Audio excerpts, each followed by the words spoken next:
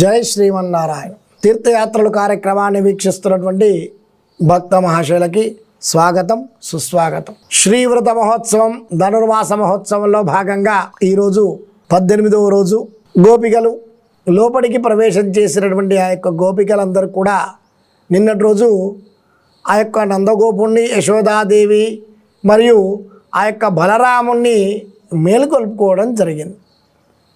అలా మేలుకొలుపుకున్నటువంటి ఆ యొక్క గోపికలందరూ కూడా ఆ శ్రీకృష్ణ పరమాత్మని మేలుకొలుపుకోవడం కోసం ప్రయత్నం చేస్తున్నారు. ఆ విధంగా గోపికలందరూ కూడా ముందడికి వెళ్తూ అమ్మ అనేటువంటిది స్వామికి భక్తులకి మధ్యలో ఉండేటువంటి అమ్మ. ఒక మధ్యవర్తిగా మనకి ఏది కావాలో అది స్వామి దగ్గర నుంచి కావాల్సినటువంటి మనకు అందించేటువంటిది అమ్మ. అటువంటి ఆ యొక్క అమ్మని గోపికలందరూ కూడా అర్థించుకుంటారు. మరి అలాగే శ్రీదేవి, భూదేవి, నీలాదేవి వీళ్ళందరూ కూడా పరమాత్మకి ఆ యొక్క ఇహంలో కూడా పరతత్వంలో ఉన్నటువంటి ఆ యొక్క నారాయణమూర్తికి దేవతలు.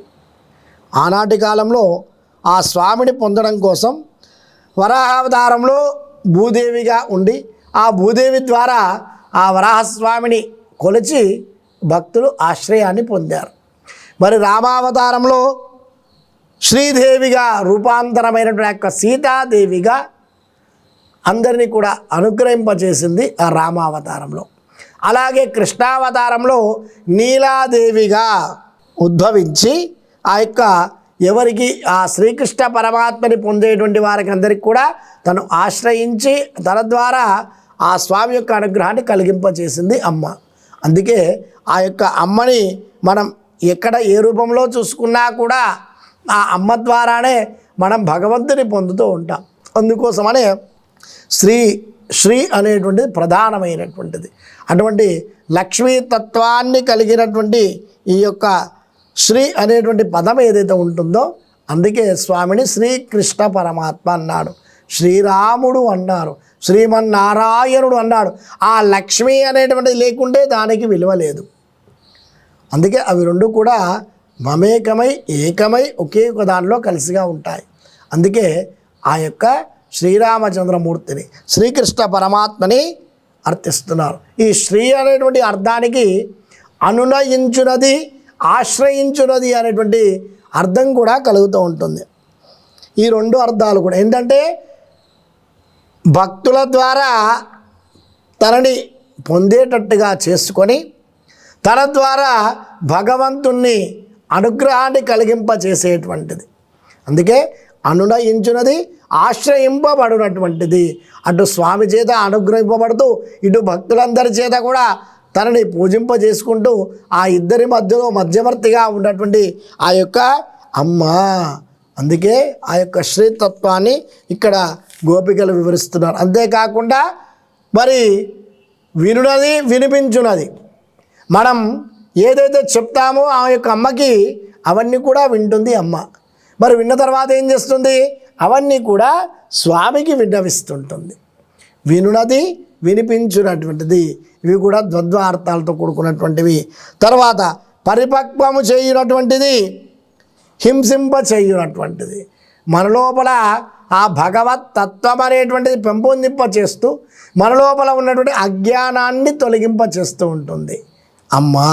అందుకే ఈ యొక్క భగవత్ సమాశ్రయం కలగడం కోసమై ఈ యొక్క ధర్మాన్ని ఆచరిస్తూ ఆనాడు కూడా నమోస్తు రామాయ సలక్షణాయ దేవ్యేచ తత్వే జనకాత్మజాయ అని ఆనాడు లక్ష్మణ సమేతుడైనటువంటి ఆ యొక్క శ్రీరామునికి నమస్కారము, దేవియకు ఆ జనకాత్మజకు కూడా నమస్కారం అని నమస్కారం చేసినటువంటి వారట ఆ యొక్క హనుమంతుడు.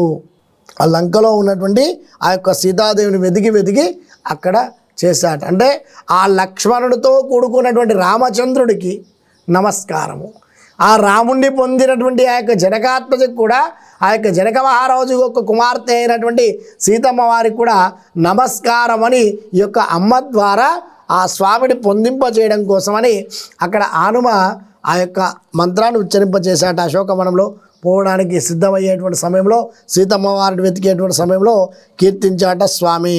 అందుకే ఆ యొక్క బలదేవుణ్ణి ఆ బలరాముణ్ణి ఇక్కడ గోపికలందరూ కూడా స్థితించినట్టుగానే ఈ యొక్క సీతమ్మ వారిని కూడా అర్థించినటువంటి ఆ యొక్క హనుమనామాన్ని ఇక్కడ ఉచ్చరిస్తూ ఉన్నారట గోపికలందరూ కూడా. అందుకే ఈరోజు పాశ్రంలో ఉందు మదకలత్తినోడాద తోల్వలియన్, ఏనుగులు శబ్దం కలిగినటువంటి ఏనుగులకు ఉన్నటువంటి శక్తి అంతా కూడా ఆ యొక్క శక్తి కలిగినటువంటి మదము కలిగినటువంటి ఆ యొక్క ఏనుగులన్నిటి కూడా ఒకే త్రాటి మీదకు తీసుకొచ్చి వాటిని కూడా జయింపగలిగేటువంటి శక్తి కలిగినటువంటి స్వామి. మరి ఎటువంటి మామూలు ఏనుగులు కాదట, శ్రవించుచున్నటువంటి మదముడు కలిగినటువంటి ఏనుగులట అవన్నీ కూడా. అటువంటి ఆ యొక్క ఏనుగుల యొక్క మదానంతా కూడా దొరికింపచేసినటువంటి వాడు ఆనాటి కాలంలో దశరథ మహారాజు. అలాగే ఇక్కడ ఆ నందగోపుడు, తర్వాత శ్రీకృష్ణ పరమాత్మ, అటువంటి ఆ యొక్క పరమాత్మని గోపికలందరూ కూడా ఇక్కడ స్తుతిస్తూ ఉన్నారట మనకి పాశ్రంలో. అందుకే స్వామివారు ఎక్కడ ఉన్నాడు? ఆ యొక్క నీలాదేవి యొక్క వక్షస్థలం మీద. అందుకే చెప్పారు నీలాతుంగ స్తనగిరి తటి సుప్తముద్భోజ్య కృష్ణం. ఆ నీలాదేవి యొక్క వక్షసీమ మీద పవలించున్నటువంటి ఆ యొక్క స్వామిని మేలుకొల్పుకుంటున్నారు గోపికలందరూ కూడా. అటువంటి ఆ యొక్క స్వామిని పొందడం కోసం ఈ యొక్క ఏనుగు, అంటే ఈ ఏనుగు అనేటువంటి దానికి మనకి భగవంతునికి చాలా బంధం అనేటువంటిది ఉంటుంది. ఏంటంటే ఎంత బలం కలిగినటువంటి ఏనుగైనా కూడా ఒక మావటివాడు ఒక స్తంభాన్ని కట్టివేయగలుగుతూ ఉంటాడు. అలాగే భగవంతుడు ఎంతటి వాడైనా కూడా ఆ భక్తుడు చెప్పేటువంటి ఆ యొక్క మంత్రము చేత ఆధీనుడై ఉంటాడు, మంత్రానికి వశమై ఉంటాడు. అందుకే చూడండి యశోదాదేవి ఆ శ్రీకృష్ణ పరమాత్మ లోకానంతా కూడా తన యొక్క కడుపులో దాచుకున్నటువంటి ఆ యొక్క శ్రీకృష్ణ పరమాత్మనే ఒక రోడ్డుకి కట్టివేయబడింది. అంటే ఆ భక్తి చేత, తల్లి అనేటువంటి ఆ యొక్క ప్రేమ చేత, ఆ తల్లికి కొడుకు మీద ఉన్నటువంటి ప్రేమ వాత్సల్యం చేత దాని చేత బంధింపబడుతుంది. అలాగే ఆ ఏనుగు ఎంత బలం కలిగి ఉన్నా కూడా చిన్న గొలుసుతోటి ఆ మావటివాడు ఒక స్తంభాన్ని కట్టివేస్తే అలాగే అక్కడే ఉంటుందట, అటువంటి భావము. తర్వాత రెండవది, ఏనుగు తనను కట్టుకోవడానికి ఆ యొక్క పాశాన్ని మావటివాడికి అదే అందిస్తూ ఉంటుంది. తనని కంట్రోల్ చేయడానికి ఏనుగు యొక్క శక్తిని సామర్థ్యాన్ని ఎక్కువగా అది కాకుండా చేయడం కోసమని ఆ యొక్క పాశం అనేటువంటిది ఏదైతే ఉంటుందో అంకుశము, దాన్ని మావటివాడికి అదే అందిస్తుంది. అలాగే భగవంతుడు కూడా భగవంతుని పొందడానికి తగిన భక్తిని తనే ప్రసాదింపచేస్తూ ఉంటాడు. ఏ విధంగా భగవంతుని పొందాలి అనేటువంటి విషయాన్ని భగవంతుడే మనకు అందిస్తూ ఉంటాడు. అలాగే ఏనుగు మీద ఎక్కడానికి, ఏనుగు మీద అధిరోహించడానికి ఆ మావటి వాడికి ఆ యొక్క 2 కాళ్ళు కూడా మడిచి దాని మీద ఎక్కి ఆ యొక్క మావటివాడు ఏనుగు మీదకి ఎక్కగలుగుతూ ఉంటాడు. అలాగే భగవంతుని పొందాలి అంటే కూడా ఆ భగవంతుడు తన యొక్క పాదాలని భక్తునికి ఇచ్చి ఆ పాదాల ద్వారా భగవంతుని పొందడానికి అవకాశం కలిగింపచేస్తూ ఉంటాడు. ఆ విధంగా భక్తులకు సాధనంగా ఇస్తాడు స్వామి. అలాగే ఆ యొక్క ఏనుగు మావటివాడు చెప్పినట్టుగా ఎటు పోవాలి అంటే అటు, ఎక్కడికి ఎలా చేయాలంటే అలా చేసుకుంటుందో, అలాగే ఎవరిని తన మీదకి ఎక్కించుకోవాలి అంటే వారిని ఎక్కించుకుంటుంది ఆ యొక్క ఏనుగు మావటివాడు చెప్పినట్టుగానే. అలాగే ఆచార్యుని యొక్క అనుగ్రహం కలిగి ఎవరికైతే మోక్షం కలిగింప చేయాలని ఆచార్యుడు చెప్తాడో వారికే ఆ మోక్షాన్ని అందింపచేస్తాడు ఆ యొక్క భగవంతుడు. అలాగే ఏనుగు స్నానం చేయగానే ఏం చేస్తుంది? ఆ ఇసుక అంతా కూడా తన శరీరం మీద చల్లుకుంటూ ఉంటుంది. అలాగే భగవంతుడు పవిత్రమైనటువంటి ఆ యొక్క వేదాలకన్నిటికి కూడా అతీతుడైనా కూడా భక్తుడు ఉచ్చరించేటువంటి చిన్న నామానికి పొంగిపోయి వాడికి అనుగ్రహం కలిగింప చేస్తూ ఉంటాడు. ఆ యొక్క చిన్నగా స్తుతించినా కీర్తించినా భగవంతుడి యొక్క నామాన్ని ఉచ్చరించినా కూడా ఆ భగవంతుడు వానికి అనుగ్రహాన్ని కలిగింప చేస్తూ ఉంటాడు. అలాగే ఆ యొక్క ఎంత స్థూల శరీరం కలిగినటువంటి ఆ యొక్క ఏనుగైనా కూడా సూక్ష్మమైనటువంటి వాటికి ఎలాగైతే లొంగుతూ ఉంటుందో, ఎంత శక్తి కలిగినటువంటి భగవంతుడైనా కూడా భక్తి అనేటువంటి 2 అక్షరాల దానికి లొంగిపోయి ఉంటాడు భగవంతుడు. భక్తి ద్వారా కానీ, మంత్రం ద్వారా కానీ, భజన ద్వారా కానీ, కీర్తన ద్వారా కానీ నామోచ్చారణ ద్వారా కానీ భగవంతుడు ఆ యొక్క భక్తునికి అనుగ్రహాన్ని కలిగింపచేస్తూ ఉంటాడు. అందుకే అటువంటి ఆ యొక్క మదగలం కలిగినటువంటి ఆ యొక్క ఏనుగులందరికీ కూడా శక్తి కలిగినటువంటి ఏనుగులని సమానమైనటువంటి ఈ యొక్క స్వామిని కీర్తించడం కోసం ఆ నందగోపాలుడు అయినటువంటి ఆచార్యుని యొక్క అనుగ్రహం చేత ఆ యొక్క శ్రీకృష్ణ పరమాత్మని మేలుకొల్పుకోవడం కోసం ఇక్కడ గోపికలందరూ కూడా విచ్చేశారట. అలాగే మరి స్వామి ఎక్కడ ఉన్నాడు? ఆ నీలాదేవి యొక్క వక్షస్థలం మీద పవలించి ఉన్నట్ట స్వామి. అటువంటి ఆ యొక్క స్వామిని గోపికలందరూ కూడా మేలుకొల్పుతున్నారట. కందం కమశం కుశలి కడై తిరువాయ్, సువాసన గుబాలించుచున్నటువంటి కొప్పు కలిగినటువంటి దానా ఓ నీలాదేవి. ఈ గోపికలందరూ కూడా ఎక్కడ ఉన్నాడు స్వామి అంటే ఆ నీలాదేవి యొక్క మందిరంలో ఉన్నారని చెప్పారట. ఆ నీలాదేవి యొక్క మందిరంలో చక్కగా ఆ యొక్క వక్షసీమ మీద పవలించి ఉన్నట స్వామి. ఒక చేతిలో చక్కగా పూల బంతిని పట్టుకొని పవలించి ఉన్నట. రాత్రంతా కూడా నీలాదేవితోటి ఆ పూల బంతులు ఆటలాడుకొని అలాగే పవలించి ఉన్నట స్వామి. ఆ స్వామి ధరించినటువంటి సుగంధ పరిమళ ద్రవ్యాలు, తర్వాత ఆ అమ్మ కూడా కొప్పులో ధరించినటువంటి ఆ యొక్క పుష్పమాలికల యొక్క పరిమళం అంతా కూడా బయటికి వెదజల్లుతూ ఉంటుందట. అందుకే గోపికలందరూ కూడా ఇక్కడ అంటున్నారు, కందం కుశలి కుశై కడై తిరువాయ్, ఆ యొక్క సువాసన గుబాలించుచున్నటువంటి కొప్పు కలిగినటువంటి దానా, ఆ కొప్పుకు పట్టినటువంటి ఆ యొక్క పుష్పాల వాసన అంతా కూడా బయటికి వెదజల్లుతూ ఉంటుందదా. అంతటి ఆ యొక్క నీలాదేవిని ఇక్కడ గోపికలందరూ కూడా అర్థిస్తున్నారు. అందుకోసం అమ్మా ఆ ద్వారాన్ని తెరవమ్మా, తెరిచినట్లయితే ఆ స్వామిని మేమందరం కూడా అనుగ్రహాన్ని పొందాలి, స్వామి యొక్క అనుగ్రహాన్ని.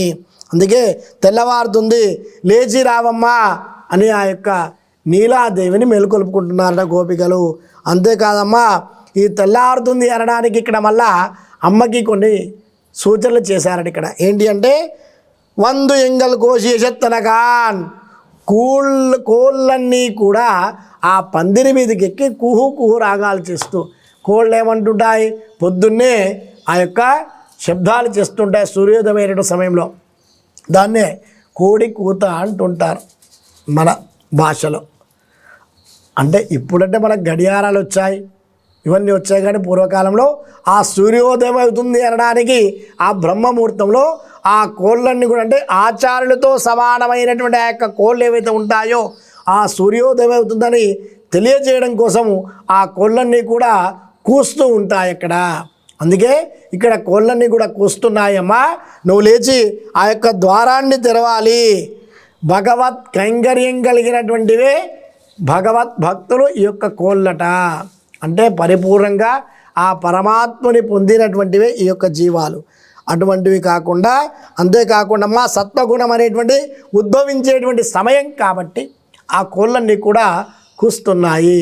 అందుకే లేవాలమ్మా తెల్లవారుతోంది అంటే ఆ నీలాదేవి అంటుందట, ఆ కోళ్ళు కూసేటట్టుగా మీరే ఏమో చేస్తున్నారు కావచ్చు, అక్కడ వాడిచ్చవేం కూయట్లేదు, మీరేమో చేస్తున్నారు కావచ్చు వాడికి శబ్దాలు వచ్చేటట్టుగా, అది తెల్లవారుతుంది అనడానికి కాదు సూచన.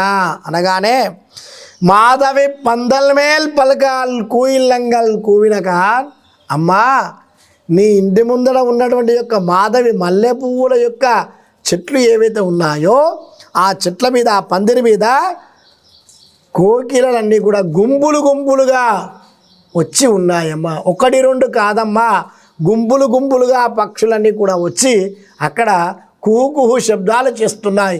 ఎక్కడ ఉన్నాయి? ఇవేవో మేము తీసుకొచ్చినటువంటి పెట్టినవి కావు, నీ ఇంటి ముందర ఉన్నటువంటి ఆ యొక్క మల్లె పందిరి మీద అవన్నీ కూడా చక్కగా కూర్చొని ఆ యొక్క శబ్దాలు చేస్తున్నాయి. వీటిని పరభృతులు అంటారు ఈ యొక్క పక్షులని. ఆ సూర్యోదయం సమయంలో ఈ పక్షులన్నీ కూడా ఆహారాన్వేషణ కోసం వెళ్తూ ఉంటాయి. ఒక స్థలం నుంచి ఇంకొక స్థలానికి వెళ్తూ ఉంటాయి. అలా ఎంత దూరం వెళ్తాయో తెలియదు వాడికి. ఆ ఆహారాన్వేషణ కోసమై తిరుగుతూ తిరుగుతూ ఆహారాన్ని స్వీకరించి మరలా సాయంకాల సమయంలో మళ్ళీ వాటి యొక్క గూడికి చేరుకుంటూ ఉంటాయి ఈ యొక్క పక్షులన్నీ కూడా. అటువంటి పరభృతి కలిగినటువంటి యొక్క పక్షులన్నీ కూడా ఇక్కడికి వచ్చి ఆ యొక్క శబ్దాలు చేస్తున్నాయమ్మా. మరి అలాగే కోకిల కూడా ఏం చేస్తుంది? కోకిల గుడ్లు పెడుతుంది. చక్కగా ఒక చెట్టు మీద ఒక చిన్న గూడులో కోకిల గూడులో గుడ్లను పెడుతుంది, కానీ కోకిల పొదగదు. కాకి వచ్చి ఆ యొక్క గుడ్లని పొదుగుతూ ఉంటుంది. అలా పొదిగిన తర్వాత ఆ కొన్ని రోజులు గడిచిన తర్వాత ఆ గుడ్ల నుంచి చిన్న చిన్నగా కోయిల పిల్లలు బయటికి వస్తూ ఉంటాయి. అలాగే ఈ యొక్క ఆచార్యులతో అయినటువంటి వారొక్కరికే కాదు, వారితో పాటుగా ఆ భగవన్ మంత్రాన్ని అందరికీ ఉద్బోధింపచేస్తూ ఆ భగవంతుని పొందడానికి అనుగ్రహాన్ని కలిగింపచేస్తూ ఉంటారు. కాబట్టి అటువంటి ఆచార్యులతో కూడుకున్నటువంటివే ఈ యొక్క కోయిలలు అనేటువంటివి కూస్తున్నాయమ్మా. అందుకే లేచి రావాలమ్మా అని గోపికలందరూ కూడా అంటున్నారు. మాధవి పందలమైన మాధవి అంటే అమ్మవారు. అటువంటి ఆ యొక్క మహాలక్ష్మి అనుగ్రహాన్ని పొందినటువంటి అనన్య శరణత్వము, అనన్య భోగ్యత్వము, అనన్య శేషత్వము అనేటువంటి అకారాలు కూడా పూర్తిగా 3 కలిగినటువంటి అకారత్రయం కలిగినటువంటి ఆ యొక్క అమ్మ ఆ స్వామిని, అలాగే ఈ కోళ్ళు అనేటువంటివి ఆచార్యులు అయినటువంటి వారు. అటువంటి ఆ యొక్క కోకిలలన్నీ కూడా దివ్య గాఢాలని, దివ్య సూక్తులన్నీ కూడా తెలియజేస్తూ ఉంటాయట. అటువంటి కోయిలలన్నీ కూడా అక్కడ స్వామిని మేలుకొల్పుకుని ఏ విధంగానైతే దేవాలయాల్లో సూర్యోదయం అవుతుందని అక్కడ ఉన్నటువంటి అర్చకులు, పండితులందరూ కూడా వేద మంత్రోచ్చారణ చేత స్వామిని మేలుకొల్పి స్వామికి ఉపచారాలని కూడా చేస్తూ ఉంటారో, అటువంటి పరభృతులు కలిగినటువంటి ఆ యొక్క అర్చకులు, ఆచార్యులు ఎవరైతే ఉన్నారో వాళ్ళందరూ కూడా అక్కడ సూర్యోదయం అవుతుందని వెళ్తున్నారమ్మా, నువ్వు లేచి రావాలి అన్నారు. ఎంత చెప్పినా కూడా ఆ గోపికలు ఎంత చెప్పినా లోపల ఉన్నటువంటి నీలాదేవి లేవలేదట. అప్పుడు మెల్లగా ఆ ద్వారానికి ఉన్నటువంటి రంధ్రములో నుంచి లోనికి చూశారట గోపికలు. అలా లోపలికి చూసేసరికి ఎంతసేపు అయినా కూడా నీలాదేవి మాట్లాడట్లేదు మరి అని చూసేసరికి అక్కడ స్వామి మాధవి పందారు విరలి, ఆ యొక్క బంతితో నిండినటువంటి విరేళ్ళు కలిగినటువంటి దానా. రాత్రంతా కూడా స్వామి అమ్మ ఇద్దరు కూడా ఆ బంతుల ఆటలు ఆడుకున్నారట రాత్రి ఏకాంత సమయంలో. అలా బంతుల ఆటలు ఆడుకొని అలాగే ఒక చేతిలో ఆ బంతి చెండును పట్టుకొని అలాగే పవనించున్నట స్వామి. అలాగే ఈ యొక్క అమ్మ చేతిలో కూడా ఒకటి పట్టుకొని ఉండేసరికి దాని యొక్క ఆ బంతులకు ఉన్నటువంటి సువాసన అంతా కూడా వస్తూ ఉందట. అటువంటి బంతిపూల కలిగినటువంటి అమ్మ నీ యొక్క స్వామిని అందించడం కోసం మాకందరికి కూడా ఆయన యొక్క అనుగ్రహం మాకు కలగాలి, అందుకోసం మేము ఎంత దూరం వచ్చామా అని గోపికలందరూ కూడా అంటున్నారట. మరేం కావాలి అంటే ఉన్మత్తన పేర్పాడా నీ బావ యొక్క నామాన్ని కీర్తించడం కోసం. నా మామూలు ఎవరో కాదమ్మా, నీ బావ అయినటువంటి శ్రీకృష్ణ పరమాత్ముడు. ఈ యొక్క నీలాదేవి ఎవరంటే యశోదాదేవి యొక్క తమ్ముడు అయినటువంటి కుమ్ముడి యొక్క కుమార్తె. ఆ కుమ్ముడి యొక్క కుమార్తె అయినటువంటి యొక్క యశోదాదేవి యొక్క తమ్ముడు ఆ యొక్క కుంభుడు. అతని యొక్క కుమార్తెని యొక్క నీలాదేవి 7 గుర్రాలు కూడా ఒకే త్రాడుకు కట్టి ఆ యొక్క నీలాదేవిని వివాహం చేసుకున్నట్ట స్వామి. అంతటి స్వామిని అందుకే ఇక్కడ గోపికలందరూ కూడా అంటున్నారు, ఎవరో కాదమ్మా నీ బావ అయినటువంటి ఆ యొక్క శ్రీకృష్ణ పరమాత్మని అనుగ్రహాన్ని పొందడం కోసమై మేమందరం కూడా ఇక్కడ వేచి చూస్తున్నామమ్మా. అందుకే నువ్వు మెల్లగా వచ్చి ఆ యొక్క ద్వారాల్ని తెరిచినట్లయితే ఆ స్వామిని మేము పొంది స్వామి యొక్క అనుగ్రహాన్ని మేము పొందడానికి అవకాశం కలుగుతుందని గోపికలందరూ కూడా అంటున్నారట. చందామరై కయ్యాల్ శ్రీరార వలియుల్ప వందు తెరవాయ్. అమ్మా ఎర్ర తామర పువ్వులు పోలినటువంటి చేతిలో ఉన్నటువంటి సౌందర్యము కూడా ఆ యొక్క గాజులు ధ్వనింపగా వచ్చి సంతోషంతో తలుపు తెరవాలి. అమ్మ తామర పువ్వులటువంటి కన్నులు కలిగినటువంటిది అమ్మ అని చెప్పుకున్నాం మనం. అటువంటి తామర పువ్వులతో పూలినటువంటి యొక్క కన్నులు కలిగినటువంటి సౌందర్య సుకుమారమైనటువంటి ఆ యొక్క చేతుల ద్వారా మెల్లగా వచ్చి ఆ చేతులకు ఉన్నటువంటి ఆ యొక్క గాజుల యొక్క ధ్వనులు అనేటువంటి ఎక్కువగా కాకుండా మెల్లగా ఆ యొక్క ద్వారాన్ని తెరిచినట్లయితే మేమందరం కూడా ఆ యొక్క స్వామిని పొందడం కోసం స్వామి మాకు పరానేటువంటి వాయిద్యాన్ని ఇస్తానన్నాడు, మా తోడి కలిసి మార్గశిర స్నానం చేస్తానని చెప్పాడు. కాబట్టి మేమందరం కూడా వచ్చామమ్మా, అందుకోసమనే ఆ ద్వారాన్ని నీవు తెరవాలమ్మా అని గోపికలు అన్నట. నీలాదేవి వెంటనే ఆ ద్వారాన్ని మీరే తెరుచుకొని రండి అంటదట. అంటే లేదమ్మా మేము అలా రాము, నీ ద్వారానే ఆ ద్వారాలను తెరవాలి. అలా తెరిచినప్పుడే సర్వధర్మాన్ పరిత్యజ్య మాం ఏకం శరణం వ్రజ అని ఏ విధంగానైతే ఆ పరమాత్ముడు అన్నాడో, సర్వధర్మాలన్నింటిలో కూడా వదిలిపెట్టేసి అన్నీ కూడా స్వామి అని తలిచినప్పుడు స్వామే మనకి ఏదో ఒక ఆధారాన్ని సూచిస్తాడు. కాబట్టి ఆ ఆధారభూతమైనటువంటి నిన్నే మాకు అందించాడు స్వామి. కాబట్టి ఆ ద్వారాల్ని నువ్వే తెరవాలమ్మా. అలా తెరిచినప్పుడే మేము ఆ స్వామిని పొందడానికి అవకాశం కలుగుతుంది. నీ ద్వారానే ఆ స్వామి యొక్క అనుగ్రహం అనేటువంటిది మాకు కలగాలి. అంతేకాని మేమే ఆ యొక్క ద్వారాన్ని తీసుకొని మేము రాలేమమ్మా. అందుకోసమనే ఆ యొక్క ద్వారాలను నువ్వే తీయాలి. స్త్రీకి ముఖ్యమైనటువంటి ఏంటిది, ఆ యొక్క అలంకారంలో కూడా ఆ గాజులు అనేటువంటివి శబ్దం చేస్తూ ఉంటాయి.